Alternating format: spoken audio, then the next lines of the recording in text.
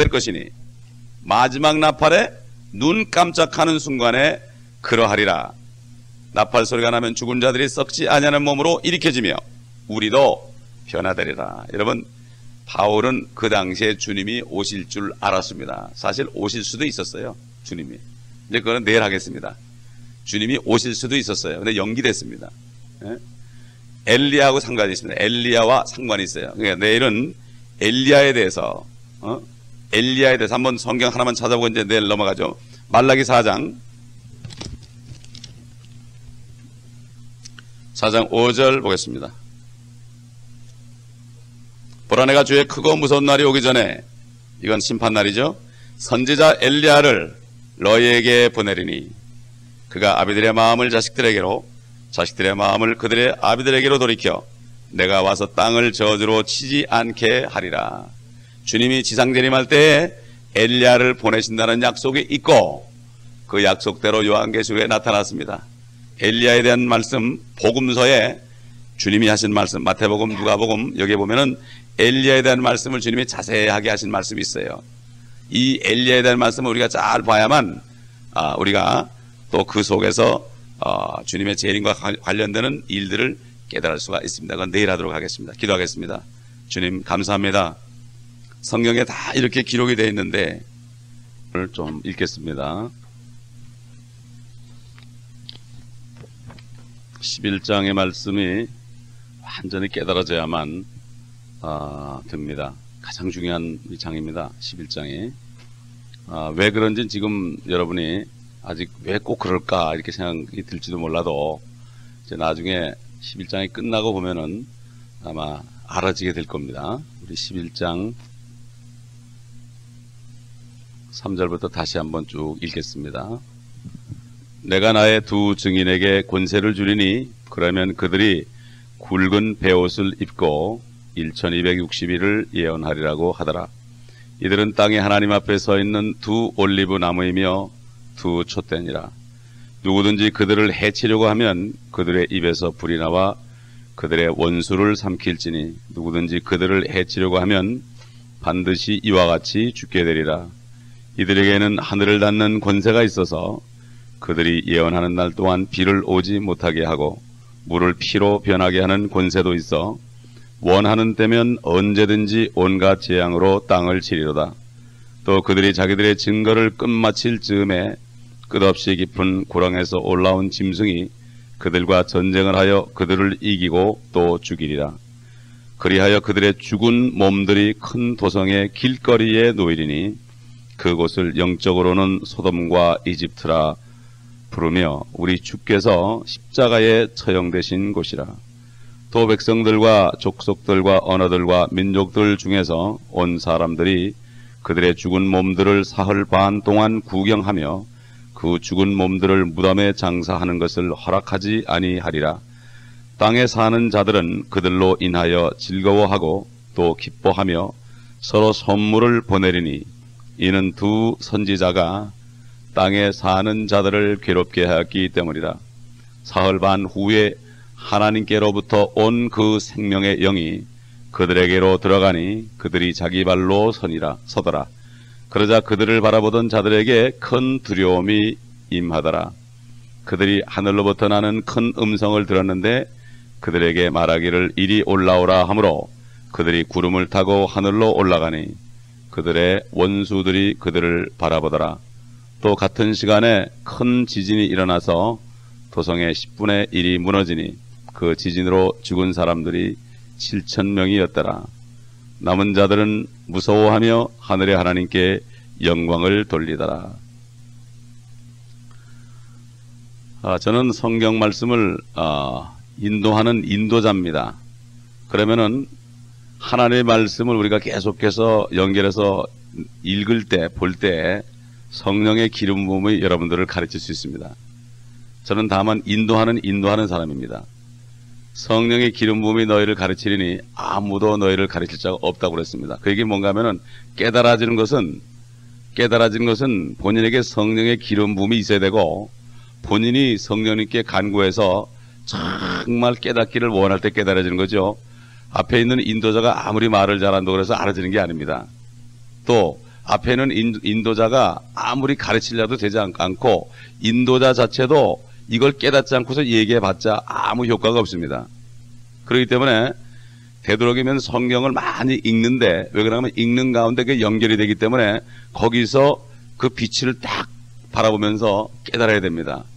왜 그런가 하면은 이스라엘 민족들은 그저 주님이 이 땅에 오셔가지고 저들을 회복하는 이것만을 바라봤습니다. 그런가 하면 요즘에 크리스찬들은 그저 십자가에 죽으신 거 요것만 바라보고 내 구원만 바라보지, 주님이 재림해가지고 한 큰 하늘과 땅의 큰 놀라운 킹덤, 그 하나님의 경륜을 잊어버리고 내 구원, 내 식구, 내 교회 이것만 안다 이겁니다. 결국 초림과 재림이란 말은 있을 수가 없어요. 주님이 오시는 겁니다. 사실 초림 때 주님이 완전히 오실 수 있었습니다. 주님이 사도행전 1장에 보면은 너에게 성령이 임하시면 너희가 권능을 받는다고 그랬습니다. 그리고 너희는 아버지가 약속한 것을 기다리라고 그랬습니다. 예루살렘을 떠나지 말고. 그러니까 그 약속한 것이 무엇인지 잘 모르겠지만 이 사도들이 뭐라는 거면 이때가 바로 주의 왕국을 이스라엘에 회복하는 때입니까? 결국 주님은 그것을 연기한 거죠. 왜냐하면 왕을 죽였기 때문에 말이죠. 그렇기 때문에 우리는 지금 여기 나타나는 엘리야가 말라기 4장에 보니까 그는 나중에 주님이 재림하기 직전에 이 땅에 와서 저주로 땅을 칠 것이라고 그랬습니다. 바로 지금 본문에 있는 말씀이 엘리야와 모세가 나타나서 땅을 저주로 치는 장면입니다. 이게 분명히 지상재림 장면입니다. 그러므로 성경 구약의 말라기 4장 마지막 절 영어 성경에 보게 되면은 킹제임스 버전에 보게 되면은 이 성경 전체가 구약이 curse로 끝납니다. curse. 우리는 저주로 땅을 치리라 이렇게 됐지만은 영어하고 한국말하고는 어순이 다르기 때문에 curse가 맨 마지막에 옵니다. 구약은 저주로 끝나버렸습니다. 그래서 이 엘리야에 관한 말씀과 또 그 다음에 이제 본문에 나오는 깊은 끝없는 구렁에서 나오는 짐승에 관해서 이것을 잘 알지 못하면 성경 전체가 뒤죽박죽이 됩니다. 사탄이는 이 엘리야에 대한 얘기를 흐려놓고 또 짐승에 대한 얘기를 흐려놔서 핵심되는 부분, 주님이 재림할 때 일어나는 일들에 대한 걸 다 가려놨기 때문에 지금 캄캄한 속에 살고 있습니다. 심지어 한국에는 자신이 엘리야라고 그러는 사람까지 있습니다. 자신이 엘리야라고 그러는 사람까지 있어요. 왜 그렇습니까? 잘못된 성경을 받고 또 성경을 보지 않았고 둘 중에 하나입니다. 그러므로 오늘 주님께서 엘리야에게 관하여 하신 말씀을 우리가 잘 들어보면서 도대체 엘리야가 도대체 누군가? 이미 왔는가? 앞으로 올 것인가? 신학자들은 이미 왔다고 그럽니다. 그렇기 때문에 이 요한계시록 11장에 있는 엘리야를 영적으로 풀어버립니다. 주님이 오신 것도 영적으로 풀어버리고 이미 하늘에서 다스린다 그러고 여호와의 증인들은 1918년부터 이미 예수님이 저기서 다스린다 그러고 또 바티칸은 그 예수님의 권세를 내가 받았다 그러고 이게 다 가려놔가지고 진짜 주님이 오시는 이 일들을 희미하게 알고 이것을 얘기하는 사람을 보면은 어딘가 좀 종말론자처럼 보이는 이 마지막 때 조롱하는 때 성경에 보면은 베드로후서 3장에 보면은 저들이 고의로 잊으려 합니다. 왜? 주님이 오시는 날이 되면 골치가 아프니까. 어제 제가 영어신문을 보니까 교황이 사진이 나오고 교황이 그랬어요. My judgment day is very near. 내가 심판받을 날이 심히 가까웠도다. 폴란드 자기 본국 가서 그 얘기를 했어요. 그리고 내가 하나님 앞에 나가서 평생 동안 하는 일을 심판받을 것을 생각하니 마음이 아프다. 여러분 나를 위해서 기도해 주시오. 폴란드는 유럽을 원하고 유럽은 폴란드를 원합니다. 결국 그는 폴란드 사람이더라고요. 네? 자기 스스로 죽을 때가 다 됐다고 지금 83세 된 교황께서 그렇게 얘기한 게 신문에 났다는 말입니다. 이게 우연한 게 아니죠. 절대 우연한 게 아닙니다. 사람이 80만 넘으면 언제 갈지 몰라요. 내일 아침에 일어났을 때 그게 신문에 날지도 모릅니다. 그건. 그렇기 때문에 우리가 지금 이 요한계시록 사귀게 하는 게 이게 때에 따른 양식이지 그냥 하는 게 아닙니다. 그냥 하는 게 아닙니다. 여러분 엘리야에 관해서 왜 바로 깨달아야 되고 짐승에 관해서 왜 바로 깨달아야 되는가? 이것을 이제 성경을 찾아보면서 볼 때 우리가 스스로 알게 될 것입니다. 잘 깨달으지 않은 분들은 계속 기도하면서 테이프를 자꾸 들어보세요. 그러면 깨달아질 겁니다. 우리 마태복음 17장을 찾아보겠습니다. 복음서로 들어갑니다.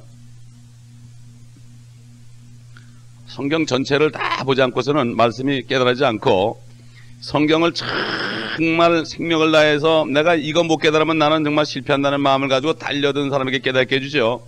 적당히 주의 종들은 설교하기 위해서 말씀을 써먹거나 또 일반 성도들은 그냥 주일날 와서 한번 듣고 안녕하십니까 하고 인사하기 위해서 말씀을 보거나 절대 깨달을 수 없습니다.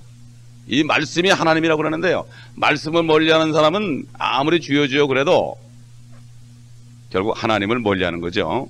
우리 마태복음 17장 9절부터 11절 보겠습니다. 우리 마태복음 옛날 강의할 때 다 나온 얘기죠. 들으신 분들은 또 들으시기 바랍니다. 이 마태복음이 굉장히 중요합니다. 마태복음 17장 9절입니다. 그 후 그들이 산에서 내려갈 때에 예수께서 그들에게 당부하여 말씀하시기를 인자가 죽은 자들로부터 다시 살아날 때까지는 아무에게도 그 광경을 말하지 말라고 하시니라. 그 재림의 광경을 봤죠, 변화산에서. 주의 제자들이 주께 물어 말씀드리기를 어찌하여 서기관들은 엘리야가 먼저 와야 한다고 말하나이까? 라고 하니 예수께서 그들에게 대답하여 말씀하시기를 과연 엘리야가 먼저 와서 모든 것을 회복할 것이라. 서기관들과 바리새인들은 엘리야가 오지 않았기 때문에 예수 그리스도를 그리스도로 인정하지 않았습니다. 그 얘기 뭡니까? 오늘도 마찬가지입니다. 엘리야가 이미 왔다면 주님은 재림한 것이고 앞으로 오실 것이라면 아직 재림하지 않은 겁니다. 그 당시에 초림 때 엘리야가 오지 않았다고 그들이 생각했기 때문에 그들은 예수 그리스도를 배척하고 마음 놓고 죽였습니다. 메시아가 아니라고. 그들의 메시아는 오기 전에 엘리야가 분명히 와서 저주로 땅을 친 다음에 온다는 말라기 선지자의 말씀을 그들이 믿었기 때문에 그들은 엘리야가 오직 않았기 때문에 예수 그리스도를 하나님 취급을 하지 않았습니다. 여기 회복이라는 얘기가 나옵니다. 우리 사도행전 3장 20절 마태복음 그대로 펴놓으시고 깍지 껴놓으시고 사도행전 3장 20절 21절을 봅시다. 회복이란 말이 나옵니다. 회복. 또 어떤 파에서는 회복이라는 말을 가지고 또 단체 이름을 만든 데도 있는데 하여튼 성경에 있는 좋은 얘기는 다 써먹었어요. 사도행전 3장 20절 21절 19절부터 보죠. 아예. 그러므로 너희는 회개하고 돌이키라. 그러면 주의 임재하심으로부터 새롭게 되는 때가 올 때에 재림이죠. 너의 죄들이 지워지리라. 이건 유대인들에게 한 얘기입니다. 이건 이방인이 한 사람도 없었습니다. 전부가 유대인입니다. 새롭게 되는 것은 바로 이스라엘이 회복되는 겁니다. 또 하나님께서 20절 전에 너희에게 전파된 예수 그리스도를 보내시리라. 재림이죠. 예수 그리스도를 보내시리라. 하늘은 실로 만물이 회복될 때까지 그분을 마땅히 받아들여야 하니 이는 하나님께서 세상이 시작된 이래로 이 일에 관하여 그의 모든 거룩한 선지자들의 입을 통하여 말씀하신 바니라. 모든 선지자들을 통해 하신 말씀은 바로 하나님 아들 예수, 독생자 예수 그리스도가 다시 이 땅에 오셔가지고 만물을 회복할 것이 기록됐다. 성경 결론은 예수 그리스도가 이 지구에 오셔서 아담 이후에 저주받은 지구를, 저주받은 인간들을 다시 회복하여서 하나님의 왕국을 다시 회복하고 이 땅에 아담이 실패하여 에덴 동산을 황폐해버리게 한 이 실패를 예수 그리스도가 마지막 아담, 고린도전서 15장에 있는 것처럼 마지막 아담에 대해서 오셔서 회복해서 이 땅이 다시 에덴으로 회복될 것이라는 말씀입니다. 이거 다 빠져 있어요, 요즘에. 이게 바로 회복입니다. 그 주님께서 여기 마태복음 17장에 그 아까 얘기한 과연 엘리야가 먼저 와서 모든 것을 회복할 것이라 이렇게 얘기한 거예요. 주님도 인정했어요. 주님도 엘리야가 먼저 와서 모든 것을 회복을 해놓은 다음에 그 다음에 주님이 오실 것을 주님 자신이 얘기했다 이겁니다. 그 다음에 보십시다. 17장 12절 마태복음 17장 12절 13절 그러나 내가 너에게 말하노니 엘리야가 이미 왔으나 사람들이 그를 알아보지 못하고 그들 마음대로 대하였도다. 이와 같이 인자도 그들에게 고난을 받으리라고 하시더라. 그때서야 제자들은 주께서 자기들에게 침례인 요한에 관하여 말씀하신 것을 깨닫더라. 이게 뭡니까? 우리 존 더 베프티스트, 이게 뭔가 하면 요한인데 베프티스트니까 뭡니까? 침례인이죠. 베프티즘 그러면 침례고 베프티스트 그러면 침례인입니다. 침례를 주는 사람이라는 얘기예요. 그래서 침례교회를 베프티스트 처치라고 하는 거예요. 침례를 주는 교회이기 때문에 베프티스트 처치라고 하는 겁니다. 그러니까 우리가 세례 요한이라는 거는 천주교에서 나오는 얘기예요. 전부 물 뿌리는 거예요. 물 뿌리는 거, 성수 뿌리는 거. 세례 요한 우리가 너무나 입에 젖었는데요. 이것도 바꿔야 됩니다. 우리가 뭐 옛날 거 삼할 거 없어요. 바꿀 건 확 바꿔버려야 돼요. 성령 오신 것도 뭐 보혜사 그러는데 보혜사 그럴 거 없어요. 위로자로 되어 있으니까 위로자, 컴포터, 상담자, 위로자. 그러니까 여기서 침례인 요한, 결국 뭡니까? 제자들이 깨달았습니다. 아, 침례인 요한이 바로 엘리야구나. 그러니까 침례인 요한이 엘리야가 돼가지고 회개의 침례를 베풀었습니다. 요단강에서. 바리새인들이 나올 때 뭐라 했습니까? 이 독사의 자식들아, 누가 너희들어 앞으로 임할 진노를 피하라느냐? 독사의 자식들아, 뱀의 자식들아, 이렇게 외쳤습니다. 그것도 하나님의 왕국에 들어갈 사람들에게 주는 건데 그들은 마귀의 자식이기 때문에 주질 않았습니다. 요즘 세상에도 마귀의 자식들이 많이 있습니다. 우리가 구분을 잘해야 됩니다. 그런데 보세요. 지금 여기 12절에 엘리야가 이미 왔으나 사람들이 그를 알아보지 못했다. 그러니까 신학자들이 뭐라는가 하면 엘리야가 이미 2000년 전에 왔으니까 여기 지금 요한계시록 11장에 있는 엘리야가 아니고 뭔가 좀 영적으로 해석하는 거예요. 그러다 보니까 실제 주님이 지상재림하는 것을 흐려놓은 겁니다. 지금 이게 참 뭐 신학교고 뭐 전부 들어가 있기 때문에. 왜 그렇습니까? 베티칸이 그렇게 놓은 거예요. 이걸 모르고 있습니다. 안에 들어가 있습니다. 지금 교황의 권세 안에 들어가 있어요. 보세요. 2005년 되면은 유엔에 있는 유나이티드 릴리전 종교통합기구에서 완전히 종교를 통합합니다.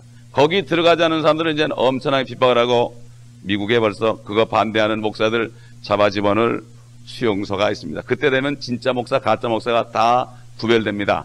이미 수용소가 미국에 지어져 있습니다. 여러분, 그런 인포메이션을 어떻게 하느냐고요? 알려주니까 알죠. 우연히 한 게 아니에요. 그냥 내가 알려고 그런 것도 아니에요. 그냥 하나님이 알려준 거죠. 예? 바이블 블리버들, 성경대로 믿고 주님의 재림을 믿는 사람들, 저기 적그리스도가 바로 저기 있다는 걸 구체적으로 아는 사람들, 킹제임스 성경에 첫 번에 이 영어로 만들었을 때는 그 앞에 교황이 바로 적그리스도라고 딱 기록해 놨기 때문에 이 성경만 가지고 있어도 다 죽여버렸습니다. 이 성경만 가지고 있어도 다 죽였습니다. 지금 보세요. 이 성경이 한국 들어가니까 난리들 나죠. 왜 그렇습니까? 난리가 나죠. 김기동 목사 교회 목사 20몇 명이 내가 쏘갔다 그래가지고 전부 진리로 들어왔습니다. 여러분, 몇 년 전에 내가 쏘갔단 말이지. 에? 어떻게 된 게 그 목사들이 그래 죽은 사람이 귀신이 된다고 믿습니까? 그런 말이 성경에 어디 있습니까? 성경에 전부 귀신으로 되어 있으니까 그렇죠. 킹제임스 버전에 보면 전부 devil, 마귀로 되는데 그걸 귀신으로 바꿔놓으니까 귀신 그러면은 조상 귀신밖에 생각 안 나니까 그렇게 된 거예요. 이게 성경이 잘못됐기 때문에 다 틀린 거예요. 여호와의 증인들이 왜 예수 그리스도가 하나님을 안 믿습니까? 저들 성경에 태초에 말씀에 계신다 말씀도 소문자고 그 말씀이 하나님과 함께 계셨으니 그 말씀이 하나님이셨느냐는데 그 하나님도 조그만 가시고 그냥 신이고 그러니까 안 믿을 수밖에 없죠. 성경대로 믿는 사람들이 그 사람들이. 그런데 잘못된 성경을 받아서 그런 거예요.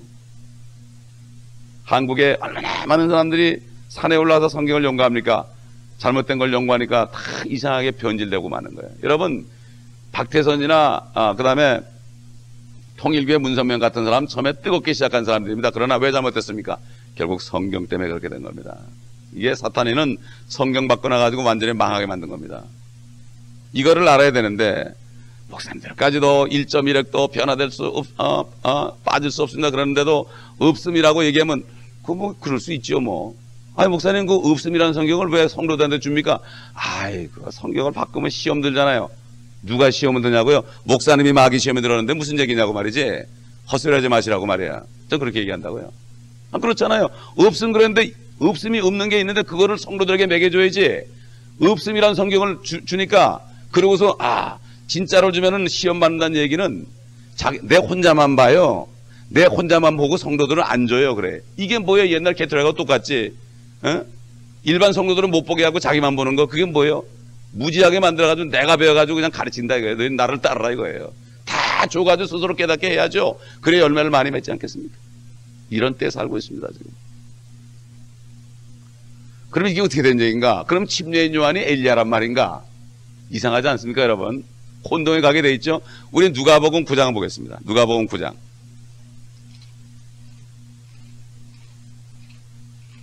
누가복음 9장 18절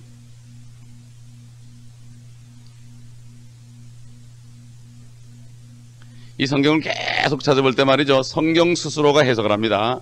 이거를 우리가 이러한 놀라운 사실을 깨달아야 됩니다.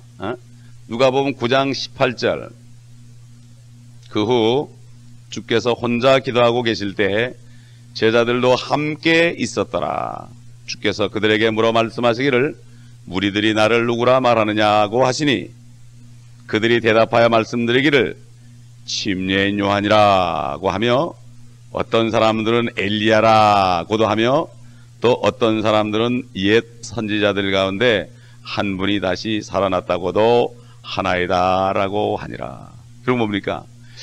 침례인 요한 또 엘리야 선지자가 또 다시 살아난다는 얘기가 있는데 성경에 하여튼 혼동이 되는 거예요. 주님이 오셔서 하는 거 보니까 뭐 엄청난 기적을 하나님이 할 수 없는 그런 문둥병자도 고치죠.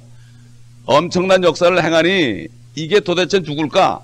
저분이 엘리야인가? 왜냐하면 이스라엘 민족은 엘리야가 먼저 와야 되기 때문에 엘리야인가? 저분이 그리스도인가? 혼동이 되는 겁니다. 저분이 선지자인가? 침례인 요한, 그리스도가 아니라 침례인 요한이냐 엘리야냐? 그래서 어떤 옛날 선지자가 다시 부활한 것이냐? 혼동이 된다. 지금도 마찬가지예요. 이게 다 혼동이 되기 때문에 주님의 재림을 믿지 않고 있는 것입니다. 그런데 보세요. 요한복음 1장 본인이 대답한 거예요. 요한복음 1장 보세요. 침례인 요한이 스스로 뭐라 그러는가?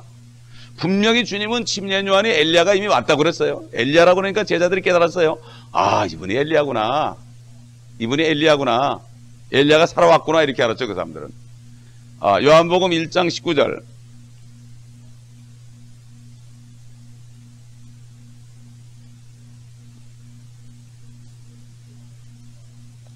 또 이것이 요한의 증거라. 유대인들이 예루살렘에서 제사장들과 레위인들을 보내어 그에게 묻기를 네가 누구냐고 하였더니 직접 물어봤습니다. 침례인 요한에게 답답하니까. 요한이 시인하고 부인하지 아니하였으니 시인하기를 나는 그리스도가 아니라 하더라. 그들이 묻기를 그러면 네가 무엇이냐? 네가 엘리야냐?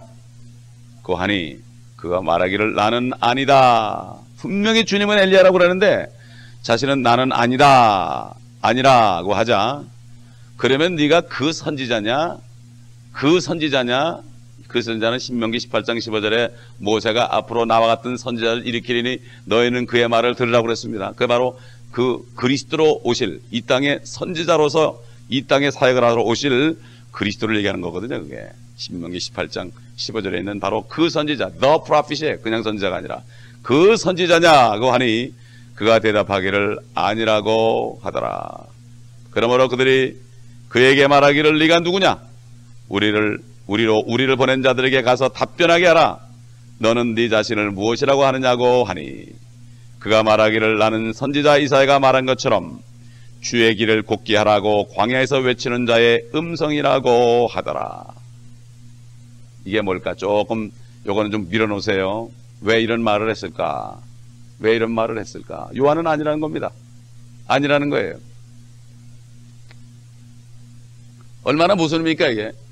주님이 침례 요한이 엘리야가 이미 왔는데 바로 그 침례 요한이라고 얘기했는데 자기는 아니라고 그러니 이거 완전히 망신 중에 보통 망신이 사람 앞에 완전히 이거는 뭐 트집 잡힐 일 아닙니까? 그렇지 않습니까? 여러분 어떻습니까? 성경에 말이죠. 모순되는 얘기가 많아요. 죽고자 하면 살 것이고 살고자 하면 죽을 것이고 많습니다. 그게 모순된 게 아닙니다. 절대로. 이게 바로 성령이 아니고서는 깨달을 수 없는 거예요. 하나님의 자녀들 외에는 못 깨닫습니다. 바리새인들은 죽었다 깨나도 못 깨달았습니다. 하나님의 말씀을. 그래서 주님께서는 그들에게 비유로 말했습니다. 꼭 못 깨닫게 비유로 얘기했어요. 예? 그리고 제자들에게 따로 설명해 줬습니다. 마찬가지입니다. 지금도 성령께서 안에서 따로 설명을 해 주시는 분들이 깨달을 수 있습니다. 누가복음 1장 15절 찾아보겠습니다. 성경을 상고를 하지 않으면 모릅니다. 지금 우리가 이 앞으로 이루어질 말씀을 많이 알아야 됩니다. 그냥 무릎 꿇고 뭐 이것 달라 저것 달라 기도할 때가 아니에요. 이제는 기도는 하늘에 계신 아버지 이름이 거룩히 여김을 받으시옵소서. 이거 한마디만 해도요 하나님 기뻐합니다. 왕국이 임하시옵소서. 하늘에서처럼 이 땅에 아버지의 뜻이 이루어지다. 그거 하나면 되는 거예요. 그리고 그 뜻대로 행하기 위해서 나가 전도하면 되는 거예요. 뭐가 할 일이 그렇게 많습니까 우리가? 쓸데없는 프로그램에 시간 소비하고 엉뚱한 데 시간 쓰고 부부 세미나하고 요즘 무슨 뭐 좋은 아버지 무슨 집회하고 뭐 눈물 흘리고 부인들 발 씻어주면서 눈물 흘리고 내가 잘못했어 여보 그런다는데 이게 바로 프라미스 키퍼 그거의 일환입니다. 프라미스 키퍼는 바로 적그리스도가 앞으로 이용할 그러한 집회입니다. 남자들 많았고요. 수백만이 모여가지고 하잖아요. 그거 대형 집회하는 건 전부 앞으로 뉴에이지 무브먼트에 전부 들어갈 줄 그런 사람들이 몰라요. 지금은 어떤 때입니까? 예수 그리스도를 전파할 때입니다. 지금 오실 주님을 매일 내 가정이나 좀 잘 되고 서로 회개하고 이렇게 앉아있기 천주교에서 온 거예요. 부부 세미나가 이거를 개신교에서 막 받아들여가지고 프로그램을 어떤 경우는 10대 개를 만들어 놓고 성도들이 들어오면 성경을 안 가르치고 맨날 그 프로그램 한다고. 당신은 어디까지 했어? 나는 뭐 부부 세미나까지 했어. 당신은 어디까지 했어? 난 드레스까지 했어. 뭐 이러고 앉아가지고 서로 자랑하고 내가 당신보다도 고참이라 이거야. 이게 엄청난 때 나가서 복음 전하죠. 예수님이 당신 위해서 죽었다고. 주의 만찬할 때 떡을 떼고 잔을 들 때요 주의 죽으심을 선포하라고 그랬습니다. 그거 하지 않고 먹고 마시면 병들고 약해지고 죽는다고 그랬어요. 성경에. 저는 꼭 경고합니다. 주의 만찬에 참여하는 분들에게 꼭 경고를 합니다. 그게 바로 가치 없이 먹고 마시는 행위죠. 우리 누가복음 1장 15절 보겠습니다.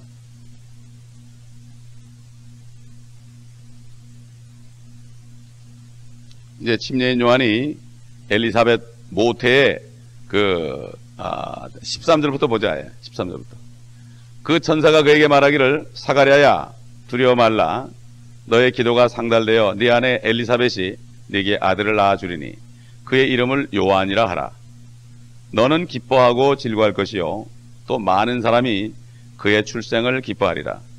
그는 주의 목전에 위대한 자가 될 것이며 포도주나 독주도 마시지 아니하며 모태에서부터 성령으로 충만하리라. 또 그는 많은 이스라엘의 자손을 그들의 하나님이신 주께로 돌아오게 하리라. 그는 엘리야의 영과 능력을 가지고 주 앞에 앞서가서 아비들의 마음을 자식들에게로 불순종한 자들을 의인들의 지혜로 돌아오게 하며 주를 위하여 마련해 놓은 백성을 예비시키리라고 하더라. 주님이 이 땅에 오셨을 때 엘리야의 영과 능력을 가진 침례 요한을 6개월 전에 탄생하게 했고 이사야 40장에 있는 것처럼 광야에 외치는 자의 소리가 있어 가로되 여러분 다 찾아봅시다. 이사야 40장 아까 자신이 광야에서 외치는 소리라고 그랬죠. 요한계시록을 통해서 구약이 열리고 구약을 통해서 신약이 열리고 복음서가 열리고 다 열리게 되어 있습니다. 요한계시록이 완전히 키입니다. 요한계시록을 모르게 되면 다른 건 깜깜하게 됩니다. 영적으로 다 풀어버리는 거예요.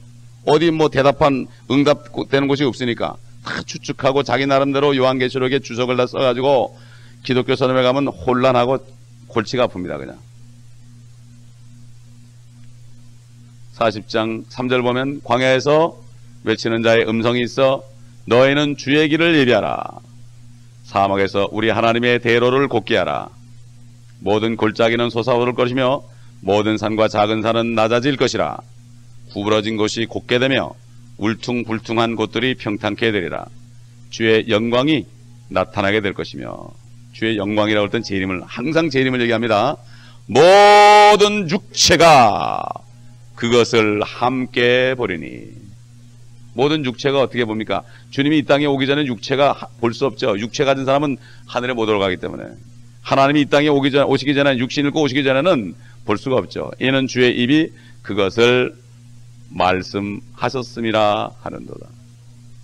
바로 이사야서에 있는 이 말씀, 여기에 있는 광야에서 외치는 자의 소리, 심리엔 요한은 자기를 그 소리라고 그랬어요. 그게 뭡니까? 결국 그 소리를 듣고 이스라엘 민족이 회개하면, 주님을 영접하면 그 사람이 엘리야가 되는 거예요. 그러나 하나님의 우리가 알 수 없는 큰 뜻이 있기 때문에 그들이 결국은 거역했고, 그래서 결국 진짜 엘리야가 오는 것이 연기됐고, 주님이 다시 재림하는 것도 연기됐습니다. 그래서 제자들이, 이때가 바로 이스라엘의 왕국을 회복할 때입니까? 사도행전 1장에 말씀하니까 때와 기한은 너희가 알 바가 아니요. 그때는 휴거되는 때를 얘기하는 게 아니에요. 그때는 그 때와 기한은 이스라엘의 왕국을 회복하는 거, 예수 그리스도가 재림해서 이스라엘을 회복하고 온 땅과 하늘의 왕이 되는 그때가 바로 이때니까. 사실 주님은 성령께서 이 땅에 오시는 때를 얘기했죠. 그래서 오직 너에게 성령이 임하시면 권능을 받고 예루살렘과 온 유대와 사마리아와 땅끝까지 이르러 내게 증인이 되리라. 내게가 뭡니까? Your witness unto me. 나의 증인이 아닙니다. 내게 증인이 되는 겁니다. 그 무슨 얘기인가 하면은, 법정에 하나님이 있습니다. 마귀는 검사입니다. 예수님은 변호사입니다. 우리는 증인입니다. 무슨 증인입니까? 지금 법정에 한 사람 끌려왔어요. 죄인이 끌려오니까 마귀가 논고를 합니다. 이 사람은 이런 죄를 졌기 때문에 지옥입니다. 그런 거예요. 그러니까는 주님 있다가, 아니 내가 이 사람에서 피를 흘렸습니다. 누가 본 사람이 있어야 될 거 아니에요. 우리가 맞습니다 아버지, 주님이 이 사람에서 피를 흘린 것을 내가 봤습니다. 죽으신 걸 봤습니다. 부활하신 것을 봤습니다. 증인을 서드려야 되는 거. 우리가 증인들 안 쓰면 안 돼요. 세상 법정에 증인이 없으면 안 됩니다. 변호사가 아무리 변호를 잘해도 증인이 없으면 안 돼요. 이게 보면 세상 영화에 보면은 누가 억울하게 당했을 때 어떤 변호사가 막 희생적으로 막 찾아다니고 막 그냥 이 검사가 막 죄를 뒤집어 씌워가지고 이제 판사가 사형을 언도할 정도가 됐는데, 어떤 사람이 살인죄로 누명을 썼을 때 말이죠. 그런데 문을 열고 잠깐만 그러면서 들어와가지고 증인을 딱 데려올 때요, 그 뒤집어 엎어가지고 그 사람이 풀려나오고 그 다음에 진짜 죄인이 잡히는 것을 우리가 영화 같은데 가끔 봅니다. 특히 미국 영화에서 말이죠. 왜 그렇습니까? 그게 저는 그걸 볼 때마다, 야, 저는 미국 법정에 갈 때마다 그걸 또 느껴요. 딱 이게 양쪽에 있잖아요. 변호사하고 그리고 증인석이 딱 있지 않습니까? 선서 딱 하잖아요. 우리가 선서하고 본 것을 증거해야 됩니다. 그런데 내가 봐놓고도 증거하지 않으면 무죄한 사람들이 다 지옥 가는 거예요. 여러분 어떻습니까? 교통사고가 났는데 내가 봤어요. 증인 좀 서주세요. 귀찮아요. 그리고 한국 사람 안 서준다고. 그럼 그 사람은 어떻게 할 길이 없는 거예요. 고통을 받아. 우리가 전도하지 않으면 말이죠, 입을 다물고 있으면은 수많은 사람이 마귀의 논고 때문에, 우리 변호사, 우리 주님이 아무리 일을 다 해놨어도 우리가 증인을 서주지 않으면은 그들은 지옥으로 떨어지는 거예요. 이게 바로 전도입니다. 내게 증인이 되리라. 이스라엘 민족을 회복하셔야 되는데 거절받으시고 결국은 왕이 죽었을 때 유대 나라는 딱 스톱이 되고 앞으로 7년만 남았는데 그 7년을 환란 때로 밀어놓고 그 2000년 동안 은혜의 복음이 증거된 것입니다. 유대인들은 알 재간이 없지요. 마찬가지예요. 그리스도인들은 이스라엘의 왕국이 회복되는 걸 알 재간이 없죠. 성경을 보기 전에는 그저 자기 것만 알아. 이스라엘 민족은 예수님이 올 것만 와가지고 자기들을 회복해가지고 왕이 될 거 기다리죠. 근데 우리 크리스찬들은 옛날에 2000년 전에 일어났던 내 구원만 생각하죠. 주님이 오실 건 생각도 안 해요. 유대인들은 유대인들대로, 크리스찬은 크리스찬대로. 그러나 우리는 두 개를 다 알아야 됩니다. 그래서 신약 구약이 다 있는 거예요. 이걸 두 개를 다 알아야 돼요. 그래야만 온전한 크리스찬이 되고 유대인들까지도 복음을 전할 수 있는 그러한 능력이 우리에게 임하는 것입니다. 그래서 사도행전 2장에서 7장 보면은 그때부터 오순절부터 계속해서 유대인들에게 복음을 전합니다.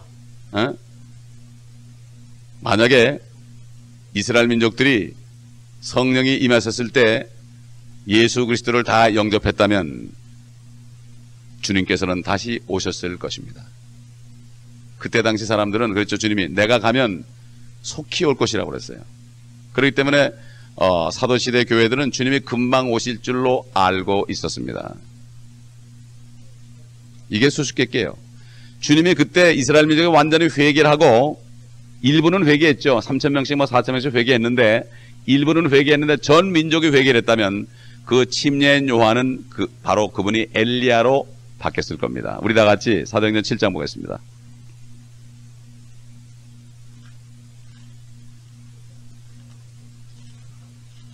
그래서 침례인 요한은 자기가 소리라고 그런 거예요. 그 소리는 초림할 때 외치고 또 재림할 때 외치는 그런 소리인데 사실은 초림과 재림은 하나입니다. 다만 연기됐을 뿐이에요. 공간이. 그러니까 그걸 알 재간이 없죠. 유대인들은. 사도행전 7장 우리가 아는 대로 사도행전 7장은 이제 성령께서 스데반에게 임하셔가지고 성령님께서 이제 마지막으로 이스라엘 민족들에게 복음을 전하는 설교를 했습니다. 쭉 했어요. 51절에 보세요. 이들이 말을 듣지 않으니까 책망에 나갑니다. 너희 목이 곧고 마음과 귀에 할례를 받지 못한 사람들아, 너희 조상이 한 것과 같이 너희도 늘 성령을 거역하는도다. 선지자들 가운데서 너희 조상이 박해하지 아니한 사람이 어디 있느냐. 또 그들은 의로우신 분의 오심에 관하여 미리 말한 그를 죽였고 이제 너희는 그 의로우신 분을 배반한 자요 살인자가 되었으니. 이 얘기 뭡니까? 너희들은 옛날에 하나님 아버지께서 보낸 선지자를 죽였고 결국 하나님을 죽인 거예요. 구약시대에. 둘째, 또 하나님이 육신된 그리스도를 또 죽였고 이런 얘기예요. 근데 이제는 성령까지도 거역하는구나. 성부, 성자, 성령 세 분이 그냥 교대로 그냥 이스라엘 민족들에게 간곡히 증거를 했는데 성부가 보낸 선지자들을 죽이고 또 성육신 하신 그리스도 예수를 죽이고 이제는 성령까지 거역하는도다. 왜 그렇습니까? 성령께서 자기 안에 있어가지고 성령께서 기름 부음을 통하여 사도가 아니라 이 스데반의 입을 통해 막 복음을 전하는데도 안 듣는 거예요. 성부, 성자, 성령을 총체적으로 이들이 거역하게 된 장면을 여기 볼 수 있습니다. 54절 보세요. 53절. 너희가 천사들을 통해 지시하신 율법을 바꿔서도 지키지 아니하였도다 하니 그들이 이런 말을 듣고 격분하여 그를 향해 이를 갈더라.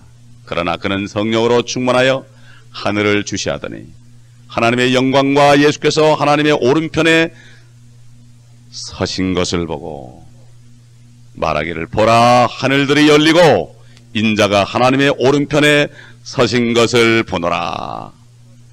이제 만약에 이스라엘 민족이 회개한다면 주님이 벌떡 일어나가지고 이제 하늘문이 열려 내려오려고 그럽니다. 주님이 하늘문이 열릴 때는 주님이 내려오실 때 올라가실 때 열립니다. 요한계시록 19장에 보면 하늘에 열린 문이 있다고 그랬습니다. 사도 요한이 올라갈 때도 하늘에 열린 문이 있다고 그랬습니다. 그런데 그들은 결국은 57절 그때 그들이 큰 소리를 지르며 자기들의 귀를 막고 일제히 그에게 달려들어 그를 상읍 밖으로 끌어내어 돌로 치고 증인들은 겉옷을 벗어 사울이라는 한 젊은이의 발 앞에 놓더라. 그들이 스데반을 돌로 치니 그가 하나님을 부르며 말하기를 주 예수여 나의 영을 받아 주소서 하고 무릎을 꿇고 큰 소리로 부르짖어 주여 이 죄를 그들에게 돌리지 마옵소서 라는 이 말을 하고 잠드니라. 주님께서 십자가에서 하신 말씀과 똑같은 말씀입니다. 동일한 성령 아닙니까? 성령으로 거듭난 사람은 이렇게 말할 수가 있습니다. 인간의 힘으로는 안 됩니다. 아무리 노력하고 내가 사랑을 해보려도 안 됩니다. 성령으로 거듭나고 성령으로 충만하기 전에는 안 됩니다. 그러므로 이 초대교회 성도들 중에 집사들은 성령과 지혜로 충만한 사람만 뽑았습니다. 요즘에 집사님들은 뭐 그냥 아무나 막 뽑죠. 저희 교회는 집사님이 하나도 안 해요. 성령과 지혜로 충만한 사람이 있어야죠. 왜 그렇습니까? 성령과 지혜로 충만한 사람들을 나오면은 집사 한 사람이 3아래로 뒤집어 엎었습니다. 이 스데반 한 사람이 유대인들을 뒤집어 엎은 거예요, 사실. 예? 그래가지고 심판의 메시지를 전하십니다. 그때부터 주님은 다시 앉아가지고 지금은 하나님의 보좌 우편에 앉아 계십니다. 주님이 이제 오시되 되면 일어나시죠. 그렇기 때문에 유대인들에게 엄청난 기회를 줬지만 그들이 결국은 주님을 배반했던 것입니다. 그래서 성령까지도 그들이 거역했기 때문에 이 침례인 요한은 그냥 목이 잘려 죽어버리고 엘리야로서 역할은 하지 않았던 것입니다. 이것이 바로 수수께끼입니다. 이거는 학자라고 해서 하는 게 아닙니다. 이거는 성경을 통해서 하는 거죠. 예? 그러니까 주님의 초림은 유대인들이 회개만 했으면 재림이 될 수 있어요. 그러니까 초림 재림이라는 말이 있을 수 없어요. 다만 이스라엘 민족이 주님을 죽였기 때문에 이게 그걸 초림이라고 그러고 다음에 오신 걸 재림이라고 그러는 거지, 초림 재림이라는 말은 성경이 없습니다. 그냥 주님이 임하시는 거죠. 구약에 보면 임하는 걸로 되어 있으니까 한 번 임하는 걸로 되니까 유대인들이 볼 때는 재림을 자기 임하는 걸로 기다리고 있고, 크리스찬들은 옛날 초림을 그걸 주님이 오신 걸로 알고 지금 영적으로 다스린다고 이렇게 얘기하고 지금 천년 통치가 지금 시작됐다고 이렇게 얘기하고 있는 것을 우리가 볼 때 바로 이 엘리야에 대해서 이해를 하지 못했기 때문에 이런 일이 있는 것입니다. 그러면 주님의 초림이 재림이 될 수도 있었습니다. 그들이 거역했기 때문에 그들이 참 올리브나무 감람나무가 찍혀서 고기 가지에 우리가 접붙임을 받을 수 있는 기회가 바로 꺾이는 바람에 그렇게 된 겁니다. 그런데 일부가 꺾인 거지 다 꺾인 건 아닙니다. 다 꺾인 건 아니죠. 이스라엘의 거부로 인해서 주님의 지상 재림이 연기되고 땅 끝까지 복음을 전하도록 바로 교회 시대, 은혜 시대가 전개되도록 이것을 위해서 스데반을 죽이는 데 동참하고 가장 주모자로 역할했던 그 사울을 하나님께서 부르셔서 바울로 만들어 주셔서 그를 통하여 역사하신 겁니다. 이게 얼마나 역설적입니까?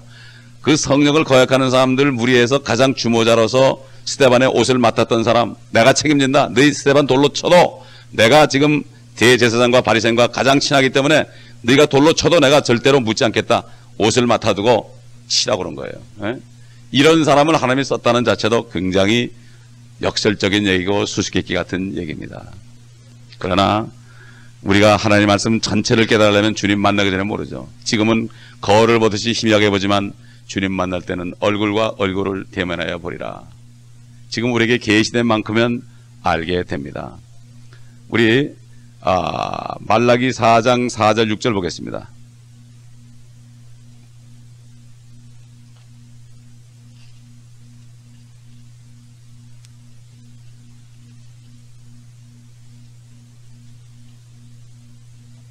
사 장 5절 6절. 보라, 내가 주의 크고 무서운 날이 오기 전에 선지자 엘리야를 너에게 보내리니 그가 아비들의 마음을 자식들에게로, 자식들의 마음을 그들의 아비들에게로 돌이켜 내가 와서 땅을 저주로 치지 않게 하리라. 땅을 저주로 치지 않게 하리라. 그래서 이 엘리야가 오게 되면은 이런 역사, 아비들의 마음을 자식들에게, 자식들의 마음을 그들의 아비에게 돌이킨다 그랬죠. 아까 침례인 요한 봅시다. 누가복음 1장. 제가 아까 좀 얘기를 잘못한 것 같아요. 말라기, 아까 저는 저주로 치리라고 그랬는데 제가 그건 교정합니다. 치지 않게 하리라 이런 말씀입니다. 누가복음 1장 17절. 그는 엘리야의 영과 능력을 가지고 주 앞에 가서 아비들의 마음을 자식들에게로, 불순종한 자들을 의인들의 지혜로 돌아오게 하며 주를 위하여 마련해놓은 백성을 예비시키리라. 비슷하지 않습니까? 근데 조금 다른 것은 침례인 요한은 불순종한 자들을 의인들의 지혜로 돌아오게 하며 이 말씀이 들어가 있습니다. 이 모세와 엘리야는 다시 나타납니다. 항상 두 사람이 사역을 하죠. 은혜 시대에도 사도 바울과 바나바, 바울과 실라 둘씩 꼭 짝을 졌고 70인 제자도 둘씩 꼭 짝을 졌습니다. 왜 짝을 집니까? 증인이 두 사람 이상이 돼야 됩니다. 우리가 복음을 증거할 때 듣고 영접하지 않는 사람은 그 두 증인 때문에 지옥 가는 거예요. 너는 예수 그리스도를 믿지 않았다. 우리가 증인이다. 백보자 심판에 우리가 서가 증인 될 것이다. 너 그때 믿지 않았냐? 이게 두 사람 보내는 겁니다. 그래서 믿은 사람은 이 사람 믿었어요. 우리가 전도할 때. 이렇게 되는 거예요. 그래서 둘씩 보내는 겁니다. 모세, 엘리야도 둘이 내려온 겁니다. 70년 전에 둘씩 보냈습니다. 성읍으로. 우리가 이것도 이해해야 됩니다. 옛날 모세는 파라오에게 하나님을 증거했을 때 파라오는 바로 요한계시록 11장에 나타나는 적그리스도, 내일 할 겁니다. 이제 그 짐승 적그리스도의 모형이었습니다. 이스라엘 민족을 핍박하는 그 파라오, 바로 적그리스도의 유형이요. 또 엘리야도 아합에게 하나님을 증거했을 때 아합은 아직 오지 않은 적그리스도의 유형이었고, 특별히 그 이세벨은 큰 바벨론의 어미가 됐습니다. 큰 바벨론의 어미, 바알을 섬기는, 바로 바티칸이 지금 바알을 섬기는 바벨론과 믹스된 그러한 단체이기 때문에 결국 이 이세벨이라는 여인은 바알과 아세라를 섬기는 시돈 땅에서 시집온 여인입니다. 그렇기 때문에 지금 모세와 엘리야가 옛날 그렇게 한 것처럼 똑같이 적그리스도 앞에서 적그리스도를 대적하여 이 땅을 치면서 결국 적그리스도에 의해서 목이 잘려서 길거리에 사흘 반 동안 사람들이 보는 가운데 있다가 하늘로 올라가는 장면을 우리가 보았던 것입니다. 그러므로 이제 주님께서 오시기 직전에 엘리야와 모세가 다시 나타날 것입니다. 그런데